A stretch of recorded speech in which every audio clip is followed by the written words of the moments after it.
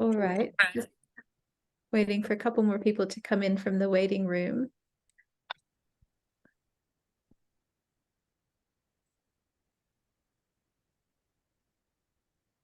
Okay, so I think we'll go ahead and get started. Welcome, everybody. You're very welcome to this session of the Shame in Medical History seminar series. This seminar series is organized by the Shame in Medicine Project, which is a Wellcome Trust funded project at the University of Exeter, based in the Wellcome Centre for Cultures and Environments of Health. And we're collaborating with our University of Exeter Centre for Medical History to run this seminar series. And we have a speaker maybe 3 or 4 times a year. And it's been really great seminar series with a whole wide range of topics. So you're very welcome and thank you for coming today.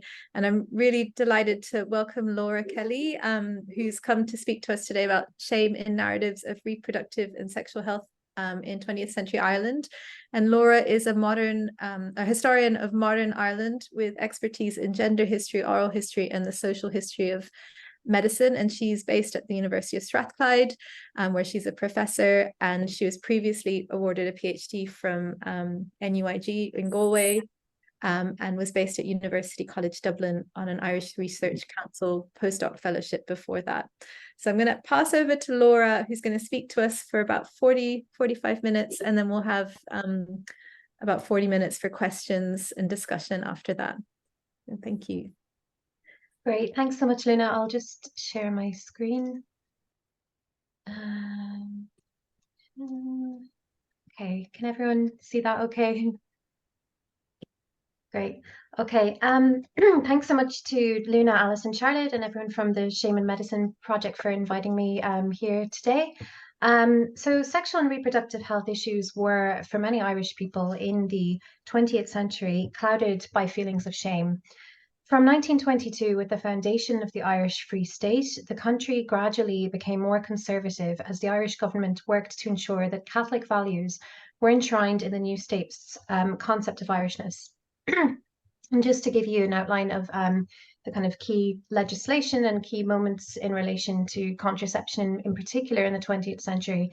So you can see there were a number of laws passed during the 1920s and 1930s, which reinforced moral codes, as well as a series of official investigations, which generated lengthy reports, which often themselves led to legislation addressing moral and social issues. So 2 examples there are the 1929 Censorship of Publications Act, which banned any obscene literature, including any information around birth control, abortion, for basic fertility information. And then the 1935 Criminal Law Amendment Act, which banned the import and sale of contraceptives. And I've just got a few examples there of other key moments. In 1963, the contraceptive pill was available in Ireland as a cycle regulator. So it kind of got around the law, or people taking it got around the law that way. You've also got the publication of Humanae Vitae, the papal encyclical in 1968, which basically stated that any artificial contraception was wrong and shouldn't be used by Catholics. And then in 1979, the Family Planning Act, which legalized contraception, but it was on prescription only, so just for bona fide family planning purposes. So that was kind of interpreted that only married couples could have access to contraception. So as numerous other scholars have shown, and I won't list them because but people like scholars like James Smith, Lloyd Maeve Houston, Lindsay Erna Byrne, and Diane Urquhart, Catholic teachings, institutions, strict legislation in relation to reproductive rights, and lack of open discussion around sexuality helped to exacerbate shame and stigma around sexual and reproductive health for much of the 20th century in Ireland. So just to tell you a bit about my project, so my paper today emanates from a Wellcome Trust funded research project entitled Contraception in Modern Ireland, which was recently published in the form of a monograph. And to date, there have been very few studies which have used oral history as a means of understanding reproductive and sexual health in Ireland. So my aim with this project really was to understand the experiences of Irish men and women in navigating access to contraception and trying to plan their families in a period of significant social change, But I also did interviews with activists who were involved in campaigns both for and against the legalization of contraception. My methodology was adapted from successful studies of birth control practices and sexuality, which have used oral history as a means of gaining access to attitudes towards contraception. So I've been really inspired by the work of scholars such as Kate Fischer, Simon Schrater, Caroline Rusterholz, and David Geiringer, who've also highlighted the power of oral history to shed light on individuals' birth control practices.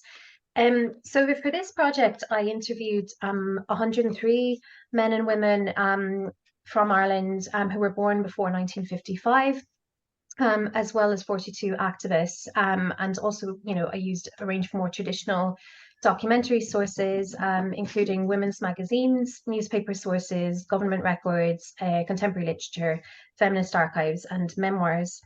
And really, the power of oral history is very evident in these interviews. I followed a life story approach, which meant that individuals talked not only about their experiences of contraception and family planning, but they also discussed related issues such as sex education, courtship and marriage, single motherhood, attitudes to sexuality more broadly, as well as more traumatic events such as miscarriage or the loss of a child.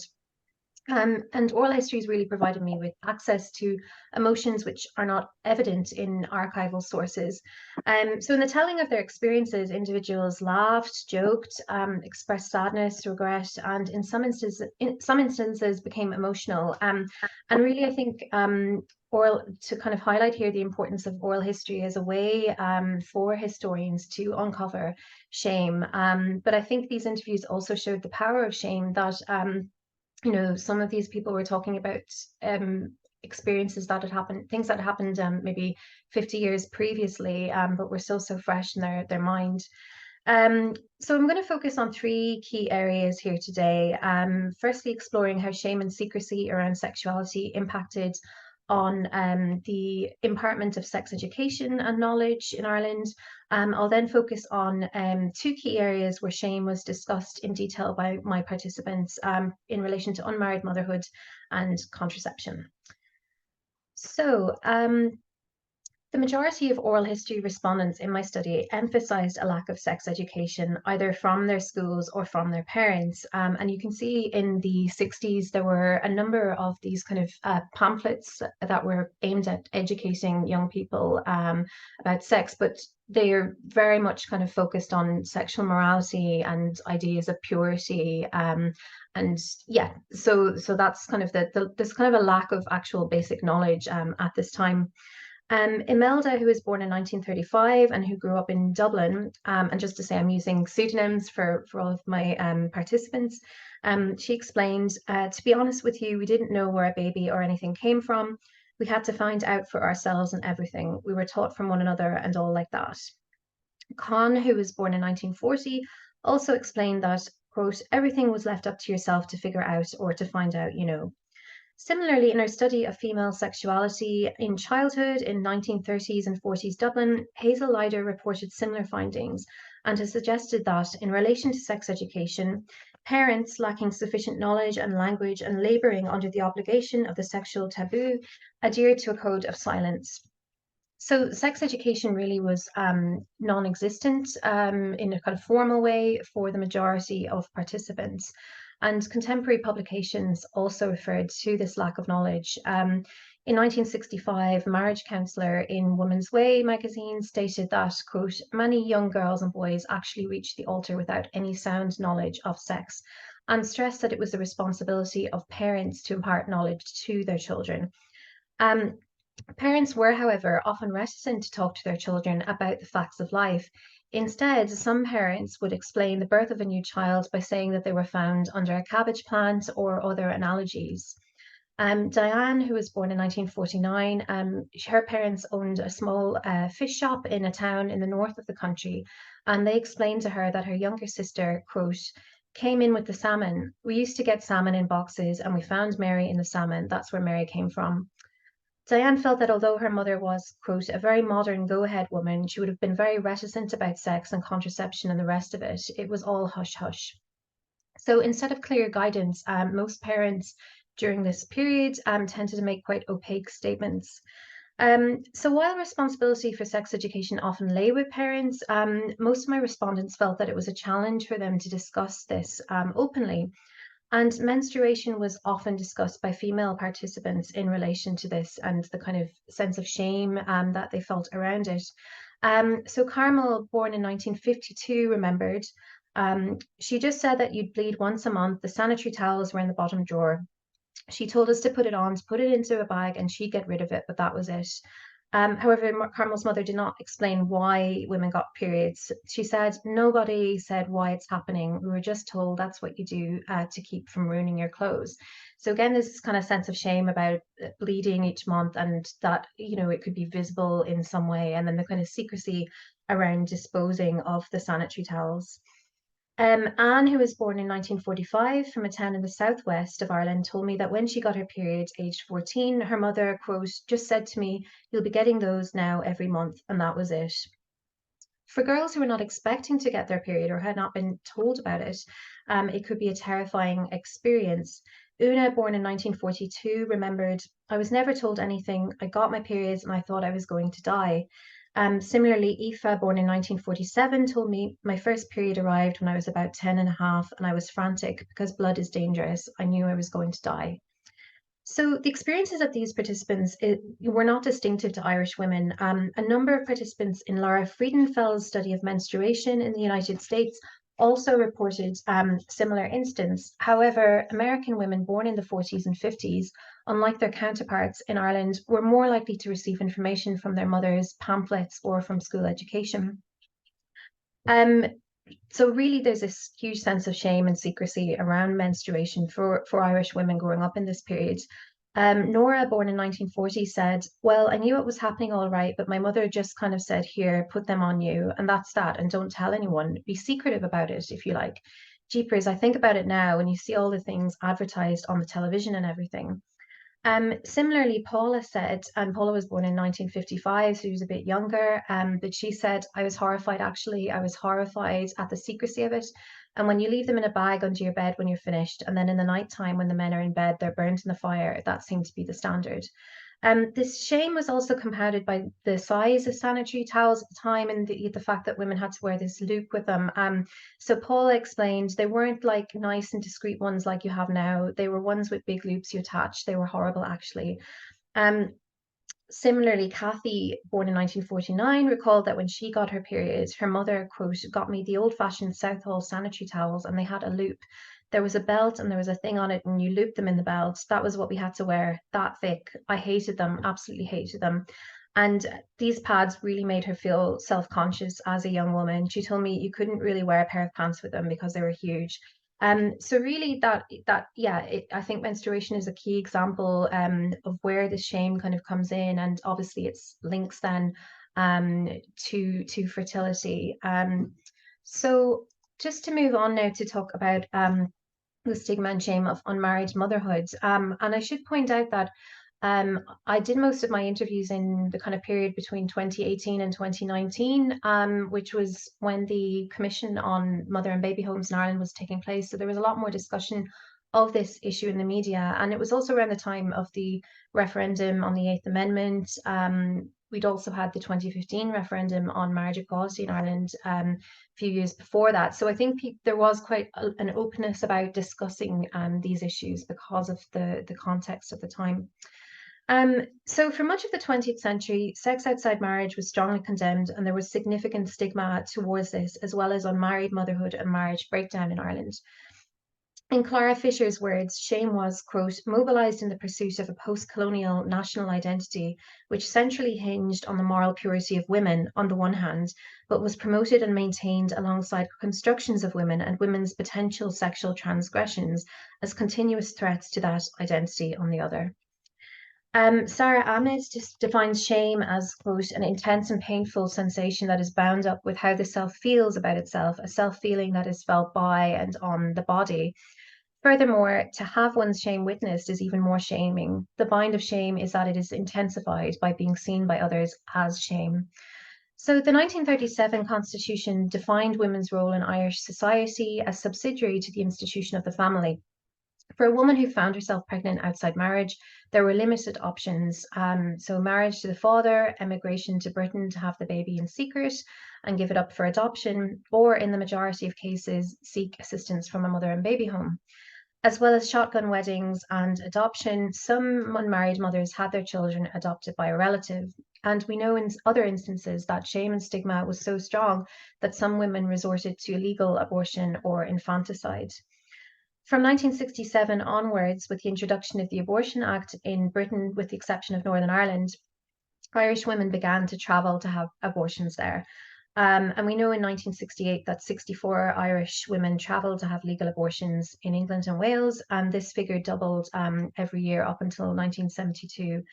As Lindsay Byrne has shown at a 1974 conference organised by Cherish, it was stated that 43% of pregnancies of unmarried Irish women between the ages of 25 and 29 were terminated in England, compared to 29% of their English counterparts, suggesting that for many young Irish women, 1970s Ireland was not a viable place to be a single mother.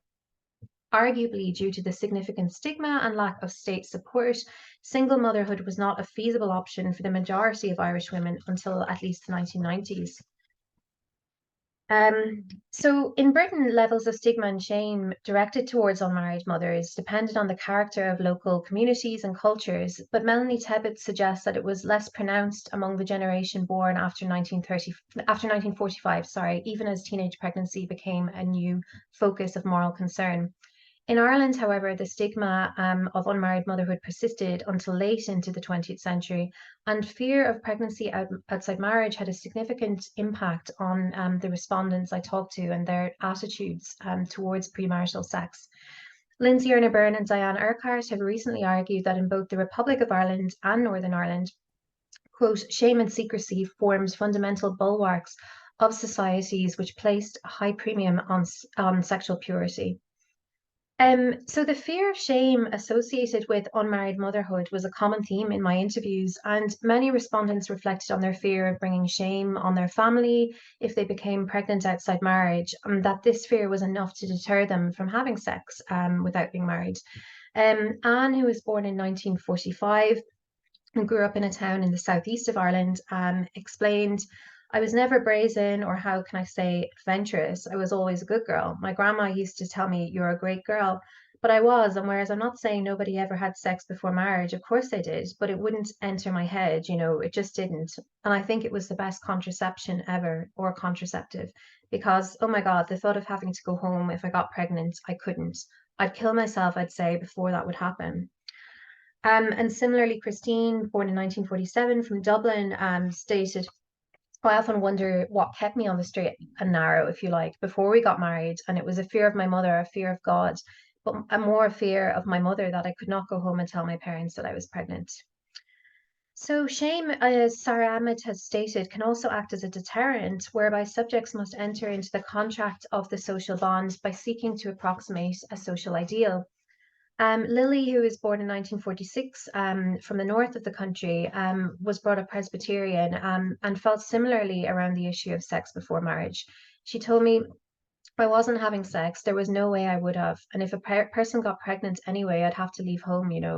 She went on to say, you would just be told like that, if you get pregnant, don't come home. That was the contraception we used. Hannah, born in 1950, similarly, she recalled hearing about a girl becoming pregnant outside of marriage in her community. She said, I heard about a girl. Where is she now? Oh, she's gone. She's going to have a baby. Like that was the worst possible thing you could probably have brought upon your family. I suppose that was very compelling. You were very afraid. So, for those who did engage in some type of sexual activity, in Kathy, who was born in 1949, in her words, they really had to be careful. Without access to contraception, engaging in sex before marriage was incredibly risky. While sex education was limited, participants were aware that full intercourse would potentially lead to pregnancy. And Dennis, born in 1937, told me that he felt that he and his peers had been instilled with a sense that pregnancy could happen really easily. Even engaging in other sexual activities, however, could result in fear. Lizzie, born in 1946, said, though you'd be tempted to do it, but you went 3/4 of the way there and took the chance, and then you'd be petrified.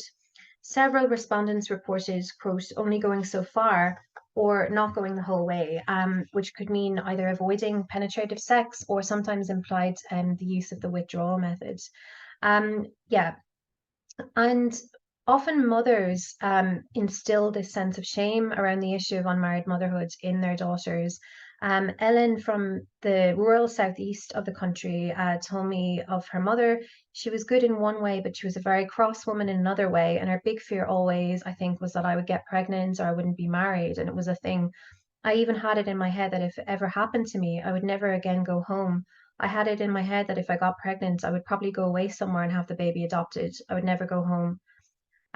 So her overriding fear of disappointing her mother meant that she did not engage in any physical activity with her boyfriends apart from kissing. She told me there would be no question about it. None of us did, absolutely out of the question. You'd be so afraid of the church and your parents and everything. You would be a finger point if people knew it. It was such a shameful thing. And similarly, Bridget, born in 1945, who grew up in the southwest of the country, told me that her mother threatened to throw herself in the local Deepwater Quay, quote, if anything will ever happen to any one of ye. In other words, if any one of ye got pregnant, we weren't even allowed to say the word pregnant.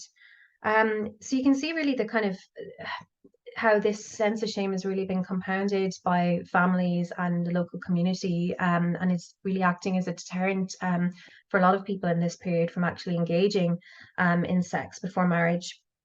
And strict attitudes in families in relation to the issue of pregnancy at marriage, also outside marriage, also reveals much about notions of respectability in 20th century Ireland. So for much of the 20th century, the unmarried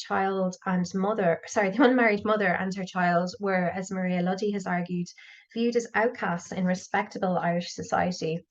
And for parents whose daughter became pregnant outside of marriage, there was significant shame and stigma, which could be really damning within a small community.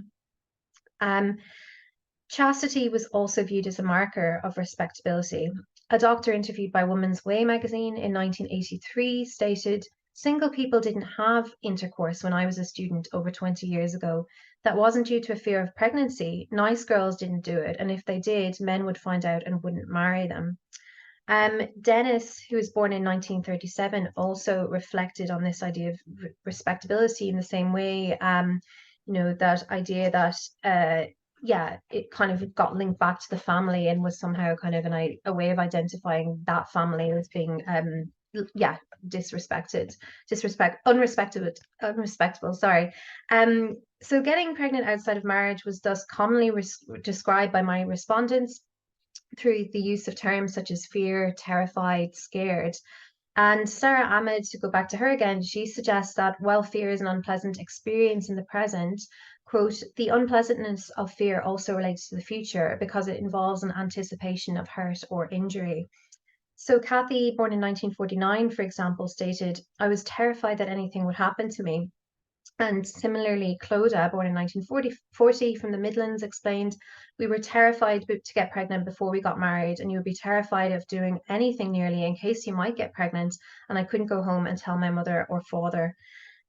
Respondents were not always aware of what happened to women who became pregnant outside of marriage, but in some cases their disappearance or the sense of not knowing what happened to them helped to contribute to a fear around getting pregnant.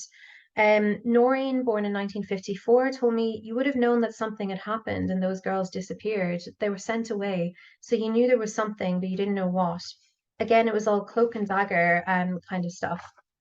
Similarly, Lizzie, born in 1946, recalled, you always had this big fear and you would have feared that if you did become pregnant, something would happen to you, but you didn't know what it was. So evidently what we see here is not just shame at play, but really an anticipation or a fear of shame associated with unmarried motherhood. So for those who did engage in premarital sex, which resulted in a pregnancy, the shotgun wedding was a common outcome. As Lindsay Erner-Byrne has argued, the shotgun wedding was a strategy of survival for many women facing single motherhood in Ireland. And from the state's perspective, this was a cost-effective approach to the problem of unmarried motherhood, as upon marriage, the child became the responsibility of the father rather than the state. But as well as this, in Erna Byrne's words, society was more forgiving of mothers who sought to legitimize their mistake by marriage, even if this marriage took place shortly before or after the birth. Marianne, born in 1953 from the rural southwest, became pregnant aged 23, and she told me, because I was pregnant, I had to get married. In her view, it was the only option then. She and her husband later moved to England and would come home for holidays, but she felt that her parents always treated her daughter with antipathy. She felt because I had to get married, there was this resentment towards her. And Catholic doctrine also backed up the general belief that, in the words of Erna Byrne, the name of Irish motherhood was besmirched by the few who became pregnant outside the legal and religious boundaries of the family. And you see this disapproval coming from the clergy in people's local communities as well. So Martina, who was born in 1955, and also she became pregnant in 1970, or when she was 17 and had to get married. She said, I think all the priest wanted was to get you married. The most important thing is that when you have that child, you're married. So there was no options, there was no anything. I knew he was disapproving, I can assure you. And at that time, there was a very strict canon in my home place, and I know he was disapproving. So you're up against disapproval everywhere you went.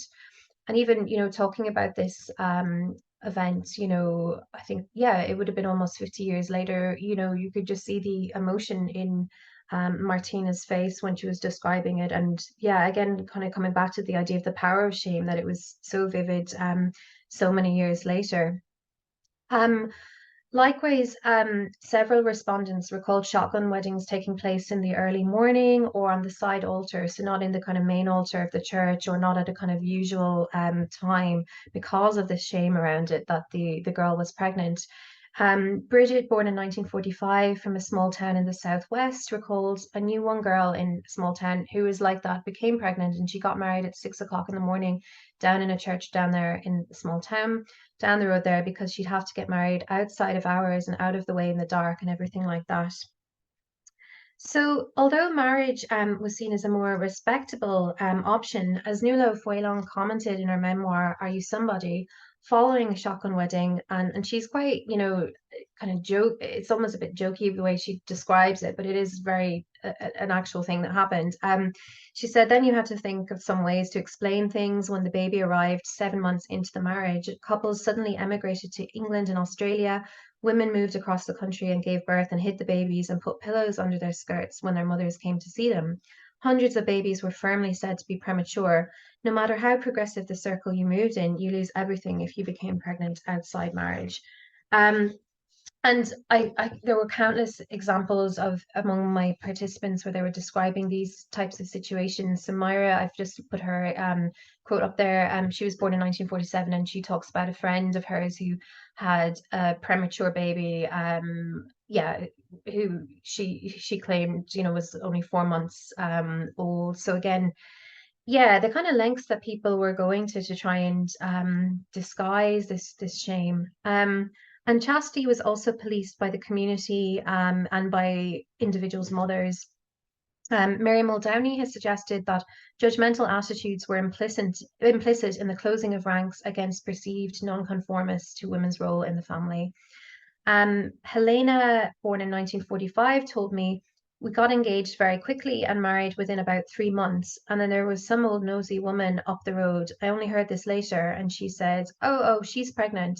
So lucky enough, it was 10 months before my first child was born. And then she laughed and said, it's dreadful the way you were watched years ago. But like, there was a kind of, yeah, clearly an emotional reaction to this, that this idea that just because she got married quickly, it must have meant that she was pregnant. And similarly, Ellen recalled there was one woman, and when everyone would get married, she'd write the date they got married on the back of the door, and then she'd be counting to see how soon they were having the baby.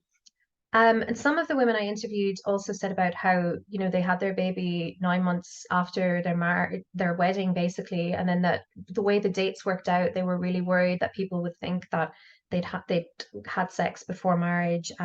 So yeah, a number of people told me that. For example, Aoife, born in 1947, her first child was born 9 months and 6 days after her marriage. And she said, and right towards the end of the pregnancy, my mother was shocked. She used to say, now just make sure that child doesn't arrive too early. The world doesn't need to know about your enthusiasm. She was horrified that I'd had sex. So I'm going to move on now to talk about contraception and shame. And this was really, obviously, it was the focus of my project, and another area which definitely produced shame for many of the participants I interviewed. So as I mentioned, contraception was banned in Ireland from 1935 until 1979. And even after legalization, you could only get it initially for bona fide family planning purposes. And this combined with the 1968 papal encyclical, Humanae Vitae, effectively meant there was both a religious and legal ban on its use. So in the 1970s, there's a lot more widespread discussion around this issue, and examples such as this extract from the Irish Times of a woman and the considerable guilt and shame that she felt around using contraception as a Catholic. And this was very common amongst the interviewees that I talked to as well. Anne, born in 1945 from a small town in the southeast of Ireland, she was prescribed the pill by her GP. However, she told me, I didn't stay on it long. I think maybe I tortured myself that I was doing wrong. Similarly, Virginia, born in 1948, explained that in relation to condoms, I still wouldn't have been, I would have felt very guilty about using it, that sort of thing. It wasn't something you enjoyed doing because there was that kind of residual guilt feeling because it still wasn't allowed. Many participants also made jokes in our interviews when we were talking about contraception, suggesting, a kind of residual sort of embarrassment to discuss the issue.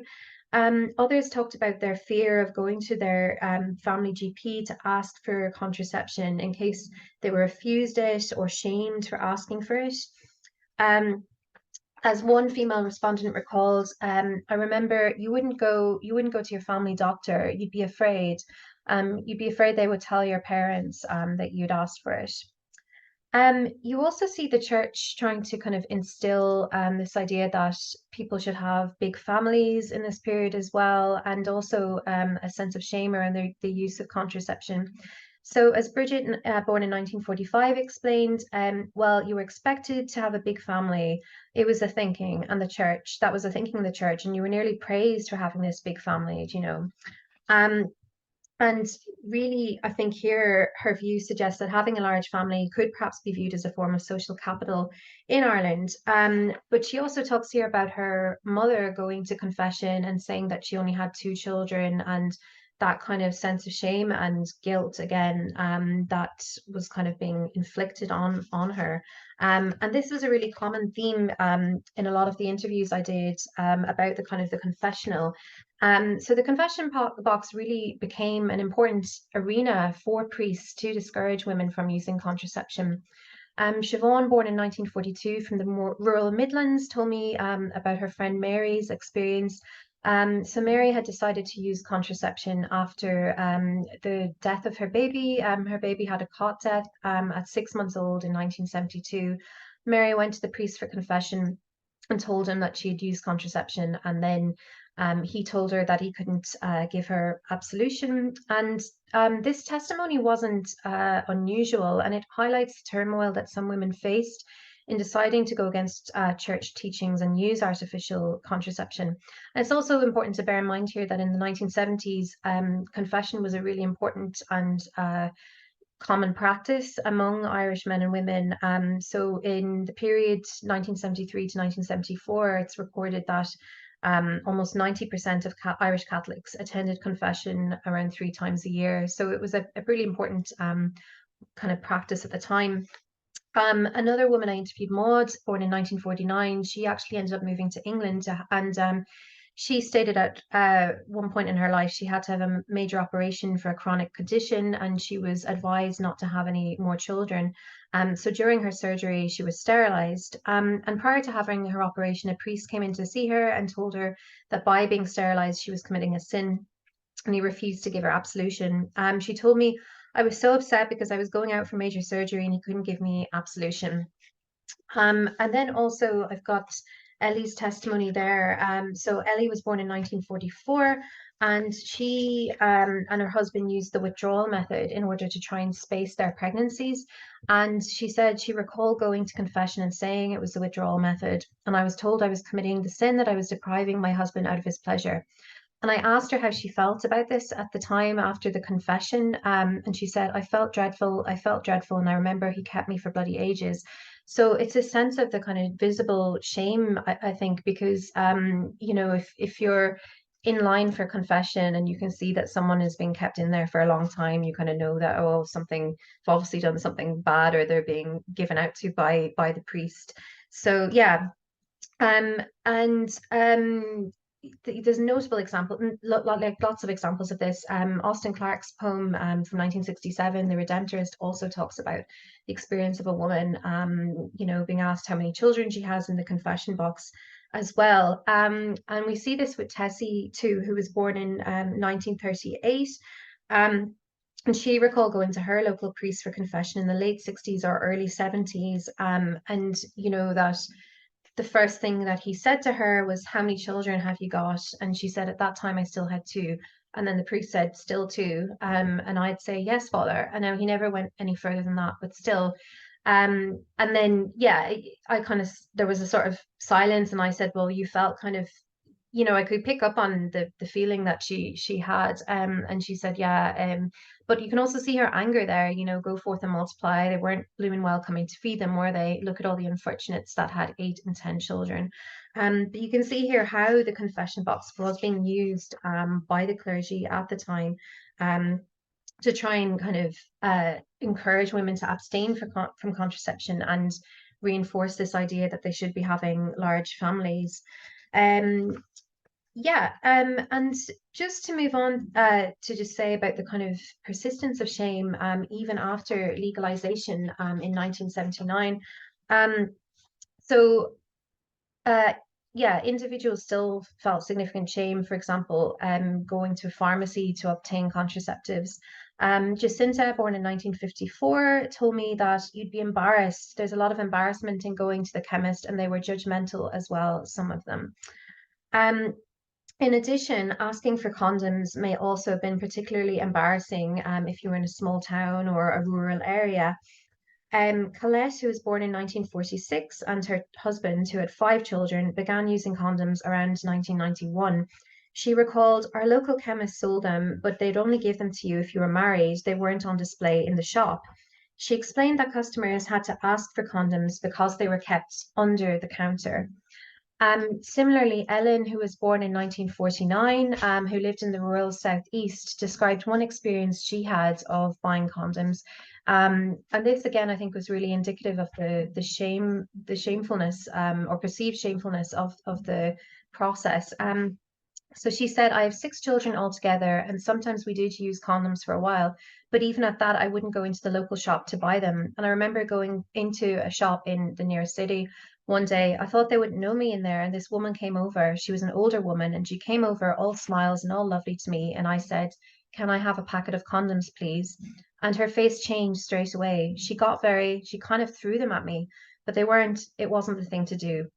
She further explained, you just felt guilty, you just feel bad about getting it. And as I said, I wouldn't go in locally because you didn't want anybody to know what you were doing. So because of this kind of embarrassment and guilt about getting contraception in like smaller towns, a lot of people would sometimes go to a family planning clinic in one of the bigger cities. And this is just an extract from a doctor who worked at one of the bigger family planning clinics in Dublin in the 1980s onwards. And she talks here about farmers and country people going to Dublin for the spring show, and that they would use this as an opportunity then to go and get contraceptives at the family planning clinic. She said they could with discretion go because many of them were coming from small towns where they knew the doctor, they knew the pharmacist, and they couldn't go in and ask for condoms. But several of my respondents had a genuine fear of being seen going into a clinic. So this was a real concern. So Kathy, born in 1949, for example, talked about, that she was kind of looking over her shoulder before she would go into the family planning clinic in Dublin, in case someone she knew would see her. And in Galway, the family planning clinic there, they had clients from all over the west of Ireland, and they actually ran evening sessions because this allowed some kind of level of secrecy for individuals who had a fear of being seen going into the clinic. Dorothea Melvin, the clinic administrator, explains that, quote, the evening times were the times when local people came in under cover of darkness. And as with the other clinics, there was a real sense of kind of a fear of being seen going in. So Richard, who was born in 1954, he attended the clinic to get contraception before him and his wife got married. And he recalled his visit with quite vividly and with humor. And he said, it's strange, but I can still remember going down to the family planning office kind of 6 months before we got married, you know, one of those milestones that stick out. But like looking behind your back to see, do I know anyone? And he kind of laughed. Um, and then also like some of the activists who worked at the clinics recall the kind of the conflict that some people had about using contraceptives as well. Um, Kathy Chappell of the Limerick Family Planning Clinic told me about how in 1979, during the Pope's visit, that a lot of the clients at the Limerick Family Planning Clinic actually had their IUDs removed because of the Pope's visit, and they just felt uneasy about having contraception when the Pope was visiting. So this real kind of conflict among people and a sense of guilt around using it. Um, so just to sum up with some basic conclusions, um, right. In her groundbreaking article on gender and the politics of shame in Ireland, Clara Fischer has shown the role that shame played in pathologizing and institutionalizing women in the context of national identity formation in early 20th century Ireland. And ultimately, she's argued that in order to preserve the illusion of a morally pure nation, premised primarily on women's moral purity, a vast system of increasingly punitive institutions functioned to hide women as the shamed others of the nation. So, complementing this work, I've attempted to show here that shame also permeated a number of other areas relating to sexuality, in particular around ordinary men and women's experiences, including the acquisition of sexual knowledge, the idea of unmarried motherhood, and the use of contraception.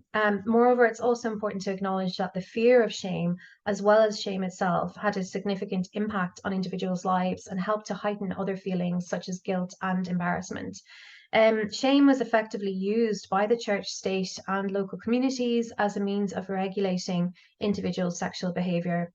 So, as Joanna Burke has argued, the history of emotions can't ignore power relations, and evidently, by propagating a culture of fear and shame around sexuality and denying individuals access to basic sex education, the church and state attempted to uphold rigid ideas about how men and women should behave. And this culture had long lasting effects. And really, this kind of fear and guilt and shame could lead to unhealthy attitudes towards sex later in life, and the lack of adequate sex education, combined with the stigma of unmarried motherhood, meant that for many individuals, sex was something to be feared, and unrealistic parameters were created around appropriate moral and sexual behavior. Moreover, many respondents reported that they felt sex was wrong well into adulthood, and the use of contraception made them feel significant guilt. And really, the confession box, as I stated, continued to be an important sphere for reinforcing these ideas. So oral history really offers the historian an important means of accessing individuals' experiences of shame. And participants in my project spoke not only of their own experiences of shame, but also those of others, highlighting Amit's point about the bind of shame, that it's intensified when it is seen by others. And in a lot of cases, shame was also gendered and primarily affected women, but not always, as some of my testimonies have shown. And really, my preliminary work I've been doing recently on activism around sexual health and reproductive health shows that young people in the 80s and 90s in Ireland were also affected by this overriding sense of shame around sexuality, even though by this stage the legal framework had drastically changed. Thank you.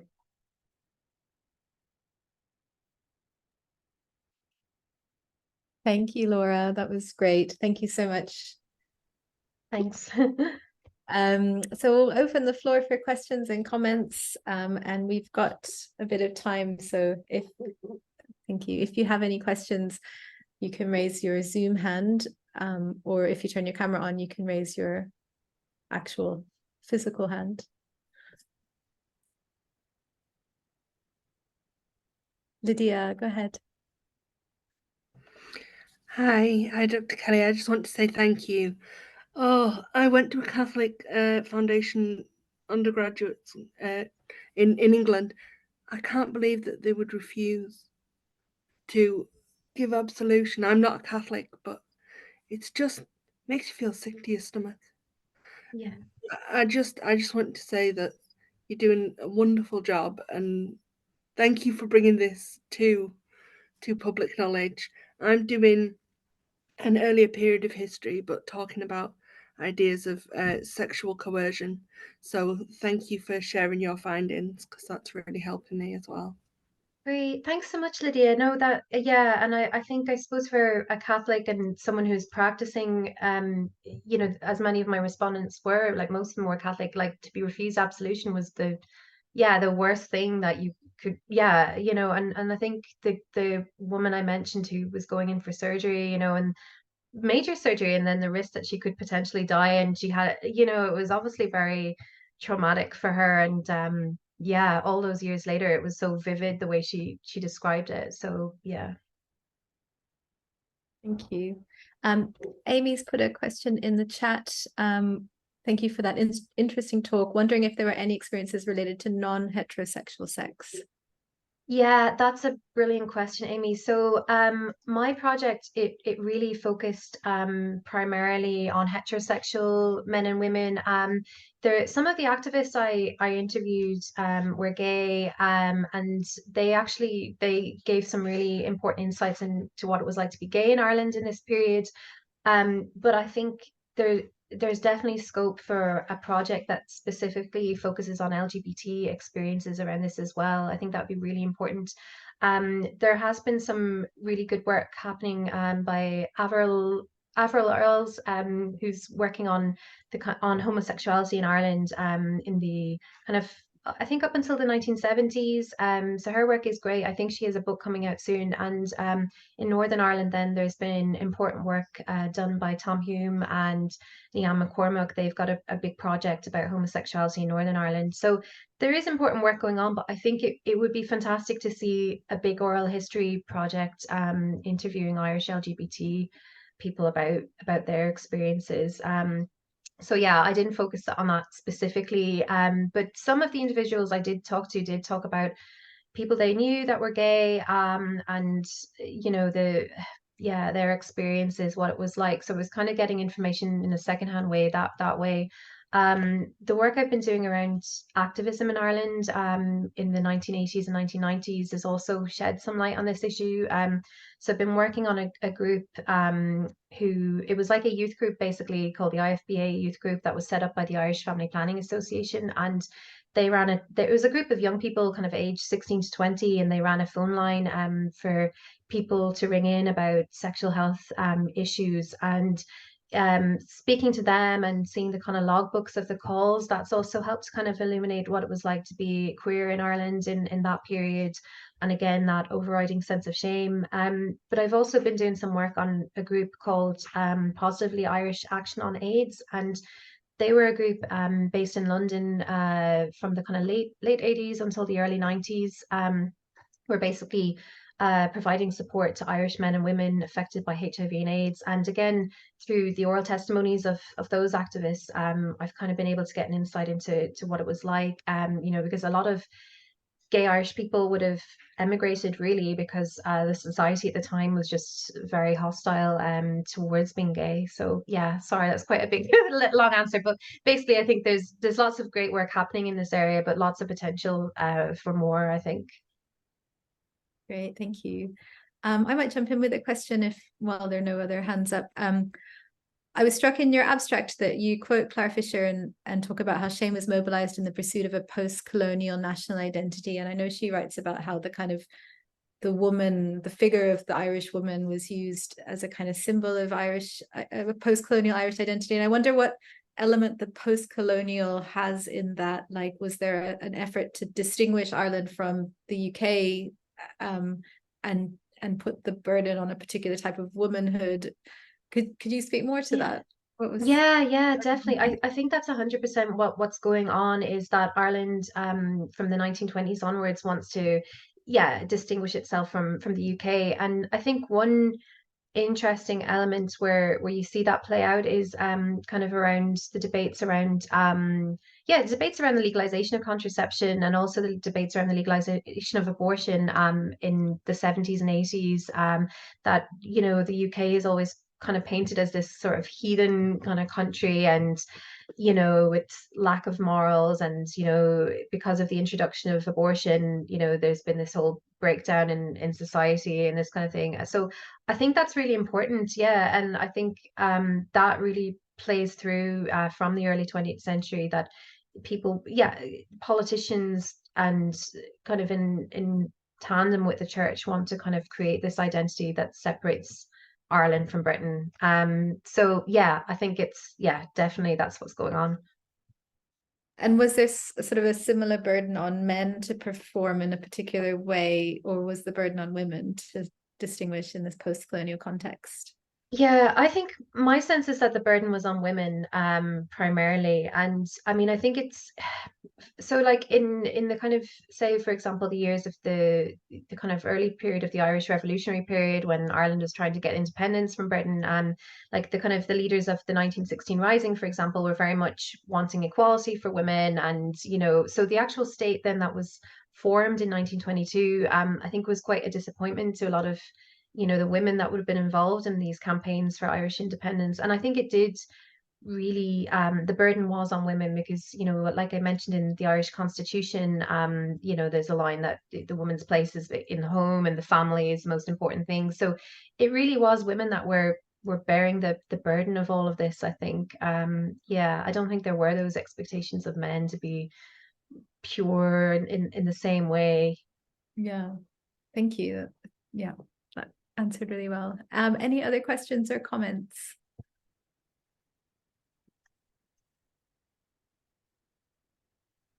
Okay. Victoria has put a question in the chat. As a nurse lecturer, I'm always seeking ways for us to learn from history so we can continue to look at how we can make health and social care more accessible. This has made me consider all the hidden or things to be ashamed of: sexual health, sexuality, dementia, mental health, cancer, and the list can go on. And then Lydia asks, did they have the IUDs replaced after the Pope's visit?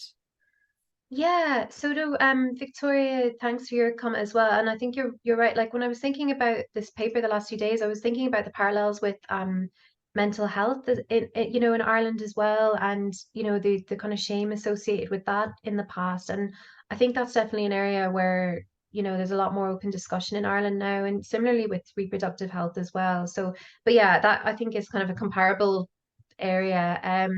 But yeah, so as far as I know, they did have their IUTs replaced. It was just for that period when he was in Ireland going around giving talks, that women just felt like, yeah, they felt really uncomfortable with doing it while the Pope was there, because, like, a lot of his, I think he kind of came at quite a critical point in Irish history as well, like, because obviously contraception was being legalized, but there were lots of debates going on around the abortion issue as well. And, you know, some of the content of his speeches was very much saying that people should be open to the possibility of life, and, you know, the sacredness of life, and that kind of thing. So I think maybe they felt that they were being hypocritical if they were, yeah, using IUDs while he was over. And yeah, so, but it really, yeah, I mean, the activist who was talking about it was quite, you know, she was kind of, again, kind of joking, a bit jokey about it, but again, it really highlights that dilemma and that conflict that was going on at the time. Thank you. There's a couple more questions. Amy asks, can you speak at all about the shame associated with infertility beyond the smaller families, like women who had no children? Yeah, that's a really great question. And again, like, Amy, there's not been a huge amount of work done on infertility in Ireland, on the history of it. I mean, but yeah, I think there were some women I interviewed who were unable to have children, and they did talk about that kind of sense of shame they felt. And you know, because that was the kind of idea that was being propagated at the time, that it was important to have a big family. And yeah, and there wasn't really much open discussion around infertility from what I can gather anyway. And related issues such as pregnancy loss and miscarriage were also not really talked about. I mean, you start to see that change, I think, a bit from the 80s and 90s onwards. But even then, I think, when IVF is introduced to Ireland, that's also quite controversial because the Catholic Church was opposed to it as well. So it's, yeah, again, I think it's definitely worthy of a bigger project. But I think there was, yeah, again, yeah, it was a huge area where people felt shame. And yeah, yeah. And I'm thinking of a couple of people I interviewed who spoke about that and the difficulties that they had. Yeah.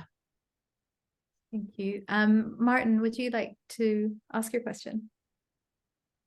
Yes, if I can figure out how to unmute. Sorry. I'll just a tiny bit of a ramble. So I was trying to think about this in terms of time and temporality, because that's my hobby horse. And so I was quite interested in part in kind of the types of time that were opened up when you were looking through sort of the lens of shame, and in terms of the kind of projections into the future, and the sort of the shame that how that might stick around within the waiting room. But then I was thinking about the kind of, when you've obviously positioned the sort of moral dimension of shame, but I was also wondering about the sort of biopolitical, and thinking about kind of having children and having large family, and the sort of interlinks with sort of notions of sort of national development and sort of population size and productivity. So I was wondering whether sort of this was wholly a kind of question of morality, or whether it's also tying into those political timelines of the nation and national sort of history and future. Yeah, that's a great question, Martin. Yeah, I think you're right. I think it is also related to this kind of new state that's being formed and this idea of nation building. And I think to some extent, there's kind of a legacy of, the Irish famine that took place in, it happened in the 1840s. There's that kind of, yeah. So I think you're right. I think there is a bit of that going on as well. Yeah. Yeah. So no, it's a good question. But I think it's that tied in with the moral. It just really compounds everything. Yeah. But no, I think it is part of the kind of nation building from the 1920s as well, definitely. Yeah. Thank you. Becky, would you like to ask your question, and then we'll go to the question in the chat? Okay. Thank you. And thank you, Laura. I found that really interesting.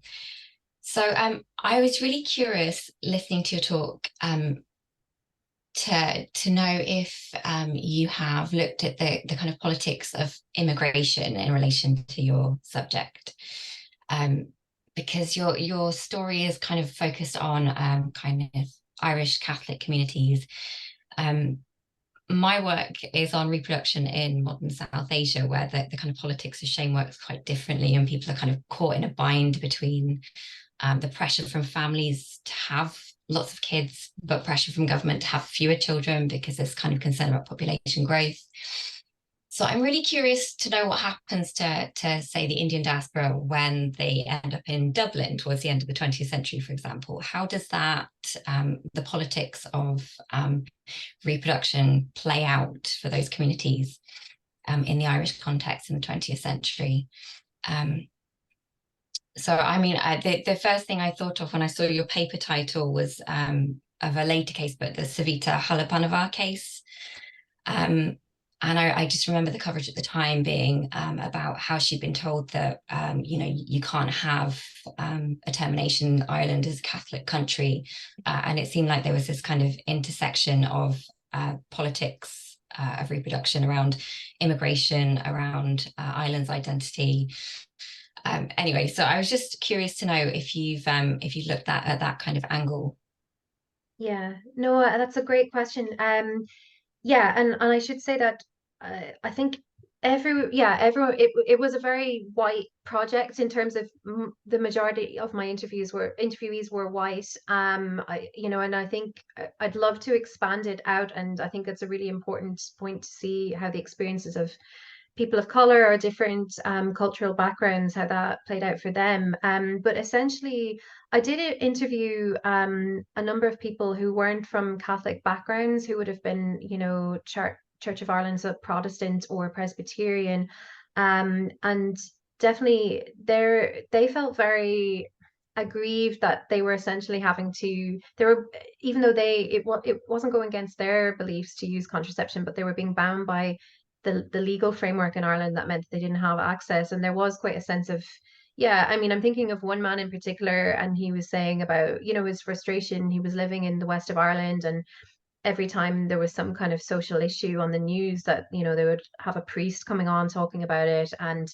yeah, that sense of frustration around that.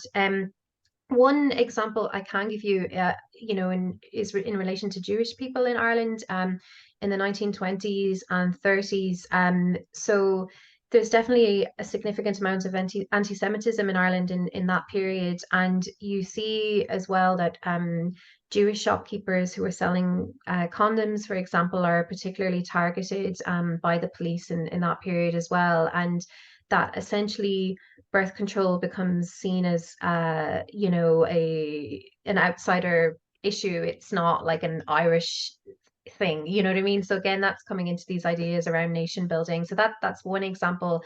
So yeah, I think for people from other nationalities and backgrounds, I'm sure it was extremely frustrating being living under these laws, which were essentially coming from the church's involvement in legislation. But I think it would be great. Yeah, I would really like to see how things play out later in the kind of 80s and 90s, when there's different ways of immigration into Ireland.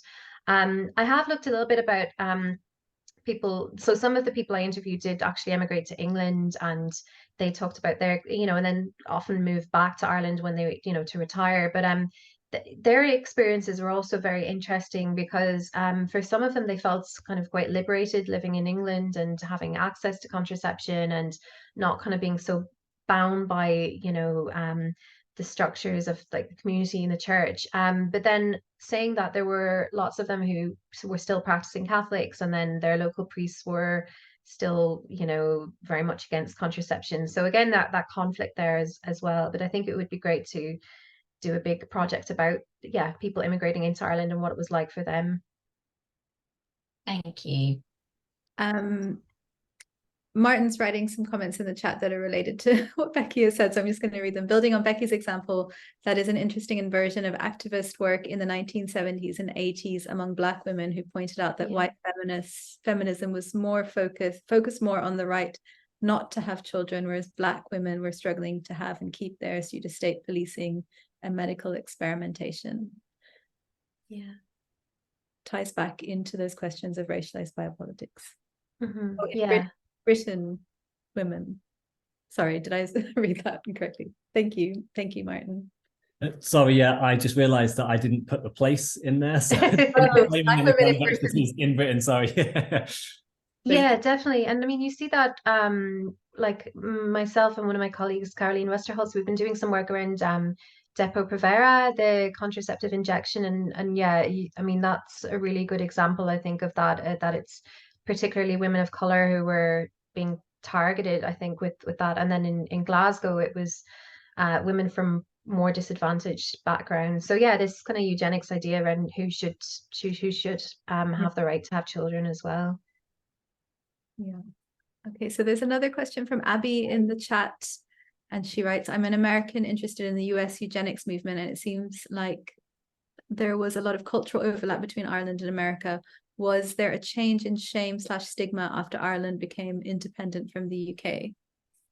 Yeah, that's a great question, Abby. Yeah, I think, yeah. So I mean, I've not looked so much at the earlier period before Ireland became independent. So I can't, but my sense is that it did, this sense of shame did intensify after independence. Again, coming back to, I think, the Catholic Church's involvement in legislation and this kind of intensification of this moral climate around sexual morality, basically. So yeah, so I think there probably was a change.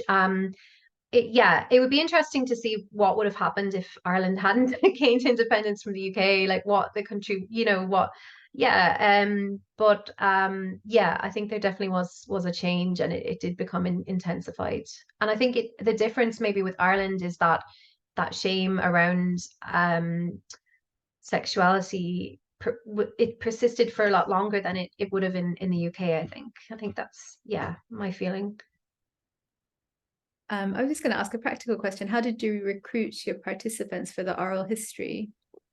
So I followed Kate Fisher's example really.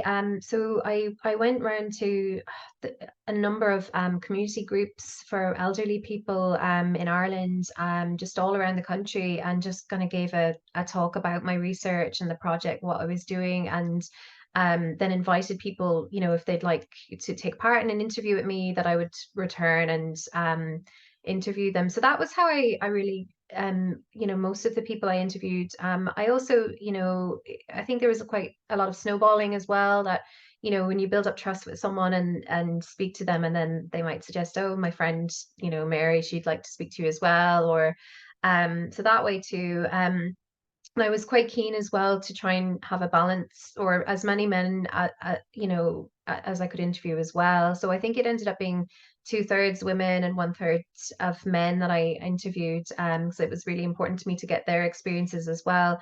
So yeah, that was kind of how I went about it. And then with the activists that I interviewed, that was a bit more straightforward in that, I'd find their names in kind of activist publications from the 70s or 80s and try and find them online, and then send them an email. And then again with snowballing, that they would put me in touch with other people who'd been active in campaigning as well. So that was a bit more straightforward. And I think I was quite surprised actually with the 103 people that I interviewed, because I think quite a lot of people said to me when I started the project, people aren't going to want to talk about this, or it's going to be really hard to recruit people. But I think actually there was a real appetite there among people to share their experiences, which was great. So I feel really privileged that I did get to interview all of those people, and that people were so open with me. But again, I think it comes back to what was going on socially and politically in Ireland at the time, and also I suppose maybe as I was a woman in my early 30s, I think, when I was doing the interviews. So I think, and being from Ireland as well, there was that kind of rapport there that that definitely helped as well. But in the case of men, it actually maybe hindered the conversation sometimes, because I think there was a little bit of embarrassment there, and I think Kate Fisher found that in her work as well, that the interviews that were done by men, that with men, that men would be a bit more open. But but overall it was really good. Thank you. I should say Kate apologized for not being here, but she's teaching right now, so oh no, no worries. Yeah. so today. Great. Are there any other questions or comments, either in the chat or in live spoken questions? No, I think we've had a really good discussion. Oh, Martin's back. Okay, Martin. Yes. Sorry, no, it was just following on your question, Luna, and I realized actually maybe the more polite thing would be to give Laura a break. I was just wondering, just because of sort of the centre's own interest in the sort of engaged research things, what else other than the kind of the monograph is being produced has been produced by the project, and kind of going back to the interviewees that were sort of contributors to the work. Yeah, so I'm trying to think about that in terms of next steps, Martin, because I've had like a few articles in the book come out, and there'll be like an archive, obviously, of the oral history interviews for people who gave permission, and they'll have their interview archives. So I am thinking about that, about next steps, and potentially engaging with an organization maybe in Ireland, such as the Irish Family Planning Association, for example, is an organization I've engaged with before. So perhaps it might be possible to do something that's a bit more public facing. I think that would be really good. that's my kind of vague plan. But yeah, I think the last few years I was just focused on getting the book written, really. Great. Thank you.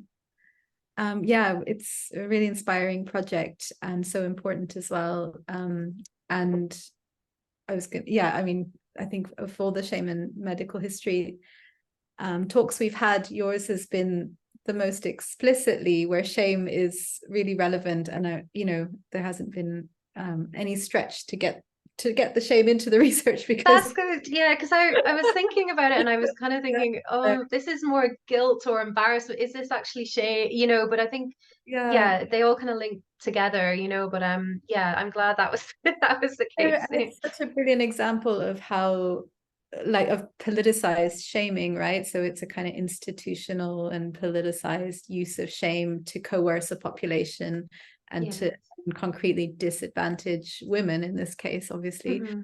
So I think it's a really amazing example of how we can excavate that from history and then learn from those lessons moving forward. So really important work. Thank you.